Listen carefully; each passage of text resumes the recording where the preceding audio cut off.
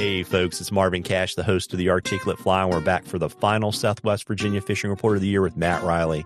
Matt, how are you? I'm doing all right, man. How are you? Just trying to stay out of trouble. I know you haven't been home long because I saw you upgraded your Instagram feed and you were on the water today. Have you thawed out? Yeah, man, today was great. It's a little windy and started off pretty cold, but we hit the high 40s for a little bit before the wind turned on. So yeah, it wasn't too bad. Yeah, it's always funny because, you know, the difference between being on my side of the mountain when I'm home in Virginia and your side of the mountain is probably 10 degrees and probably 20 miles an hour. Yeah, well, the News of Big River, if they're calling for significant wind, there's a lot of places you don't want to be. Yeah. And so it's funny. We were talking before we started recording that, you know, we're kind of in this weird time of year where even though, you know, we're heading into winter, the temps are kind of bouncing around a little bit from a conditions perspective. And that kind of makes the musky fishing a little funky. Yeah. I mean, I would say the fishing itself hasn't been too funky. I always pretty much call Thanksgiving the beginning of winter on the river proper. And it was pretty much true this year. By the time Thanksgiving was gone, we had water temps down around 40. We'd had 2 or 3 pretty big cold fronts come through. And that's just, just going to continue through the winter. We're, 4 days ago, we had, temps that didn't get out of the mid 30s all day. We got 4 or 5 inches of snow. And then we saw a 50-degree sunny day before that. Then we saw some snow. Then we saw, another 40, 50-degree day with some sun. And then today we had this other big cold front roll through, and it's not going to get above freezing tomorrow and blow like crazy. And it's going to be relatively cold through the weekend, but then we're going to be back in the high 40s, 50s is a high next week. So it's all over the place, but that's just kind of how winter goes, day to day, and a couple degrees and a couple miles an hour wind can make a big difference. Yeah. How's it affecting kind of patterning the fish, right? Because it probably hasn't been cold enough long enough to really put them in their wintering holes, right? Oh, I would say it definitely has.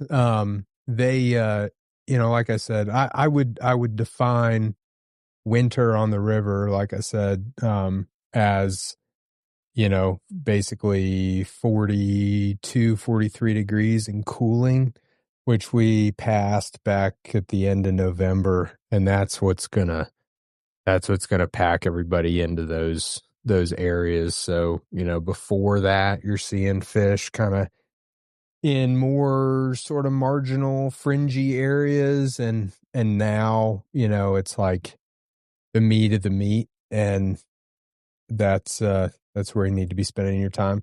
You can take some cues. I think I probably say this about every year, but you can take some cues from the other fish in the river. There's relatively few muskies compared to carp and suckers and all those other species, and all those fish kind of go to the same places in the wintertime. And like particularly this year, our water's still really low, still very clear. And so you can see a lot of that stuff, particularly on a sunny day if you're paying attention. And again, I was telling my guys today, 2 weeks ago, we were seeing a bunch of carp and suckers in sort of shallow habitat, near deeper water. Today we rolled through their 37-degree water temperatures, and nada until you get right into the like deepest of the spot in the whole slowest moving water. So that's generally how all that works. And it's not to say that you can't sort of feather spots out and fish other things, but day to day as we go through that transition, I kind of work on that, until we hit that low 40s consistently. I'll be fishing some like B, C spots and feathering them out a little bit, fishing above them and below them. And then, just as the days progress, as it gets colder, you'll just stop seeing stuff in those spots and they just kind of all compact. And that's where we are right now.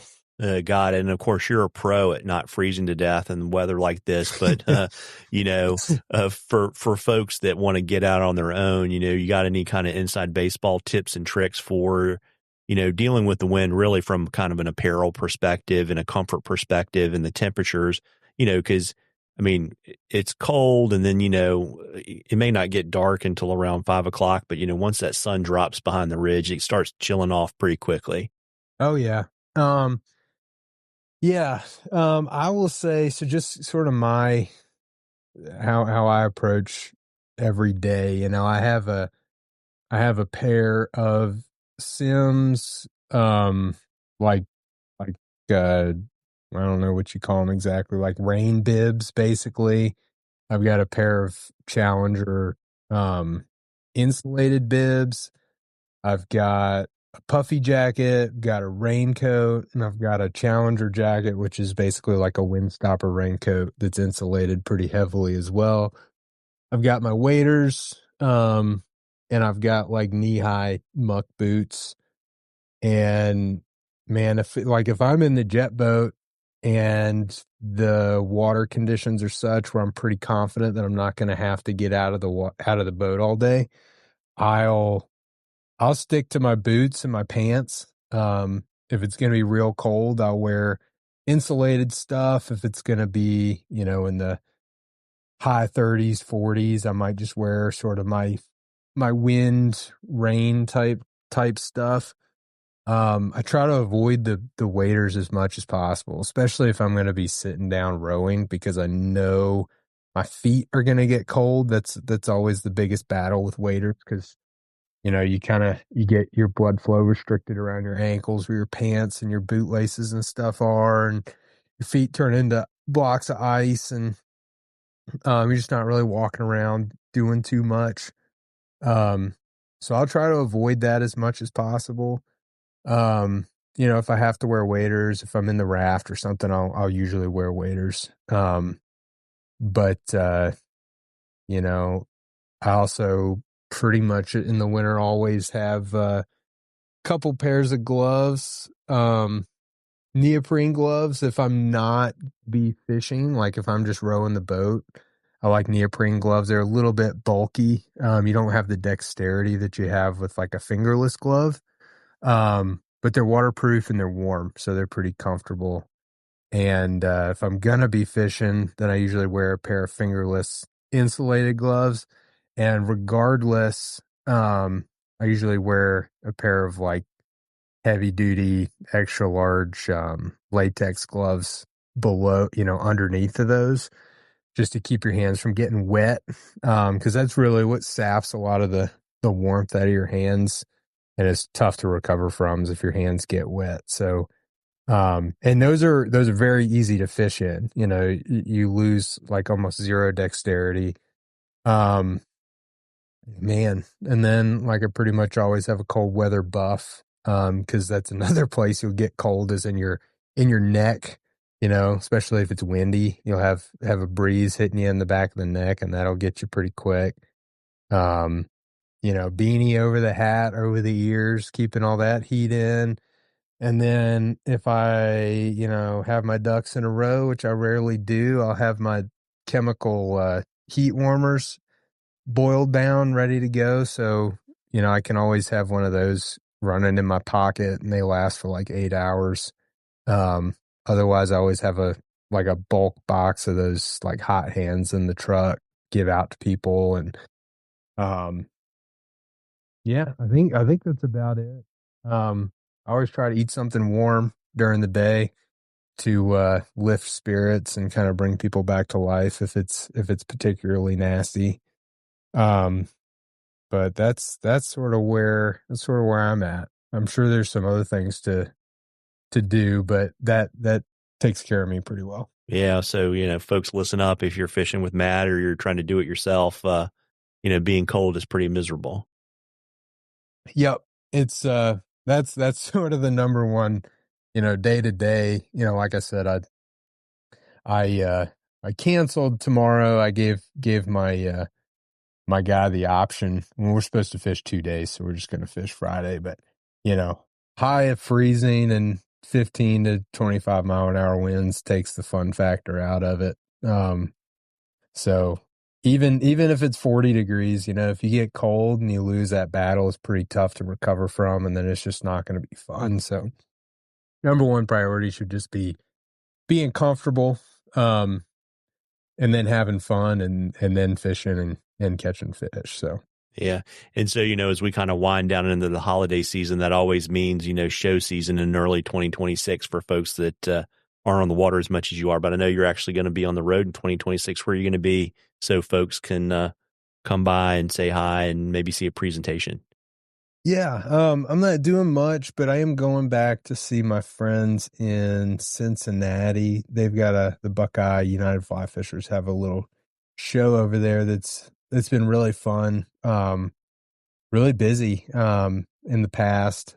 It's a 1-day show, Saturday. Gosh, I just looked at it. I think it's February 7th, whatever that Saturday is, in Loveland, Ohio. But yeah, met a lot of cool folks there. So I took last year off. Can't remember exactly why, but going to go back this year and hopefully see some new folks and see some folks that I've gotten to know since last show too. So that'll be fun. Yeah, and I saw your newsletter come out. You've got a smattering of dates in January and February. You want to let folks know kind of generally what's available, how to get in touch, and all that kind of good stuff? Yeah, there's a couple weeks of days probably between January and February still open.